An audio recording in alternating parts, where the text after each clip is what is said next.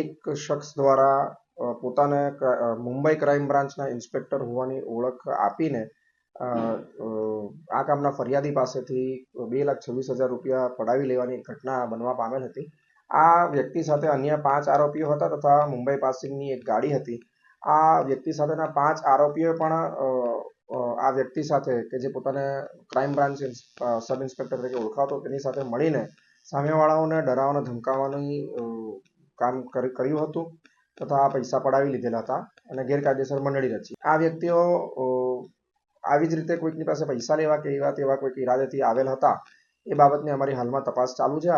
મુખ્ય આરોપીના અત્યારે રિમાન્ડ માંગવાની પણ કામગીરી ચાલુ છે. મુખ્ય આરોપી કે જેણે પોતાનું નામ રણજીત જણાવેલ છે અને તે મુંબઈ ક્રાઇમ બ્રાન્ચના સબ ઇન્સ્પેક્ટર તરીકે તેણે ઓળખ આપેલી હતી, તેની પૂછપરછ હાલમાં જારી છે. પરંતુ અમારા ધ્યાનમાં આવેલ છે અત્યાર સુધીની પૂછપરછ દરમિયાન કે તે ભીંડ પોલીસ સ્ટેશન ખાતે સાયબર પોલીસ સ્ટેશનમાં તે કાર્યરત હતો અને ગત એપ્રિલ માસમાં તે સસ્પેન્ડ થયેલ છે. તેની પર મહારાષ્ટ્રમાં અલગ અલગ 5 પોલીસ સ્ટેશનોમાં લગભગ 7 જેટલા ગુના દાખલ છે.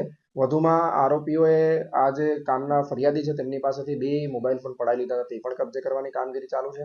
ઉપરાંત ફરિયાદીએ જે ફરિયાદ લખાવેલ 2,26,000 રૂપિયા રોકડા તેની રિકવરી લગભગ પૂરી થવામાં છે.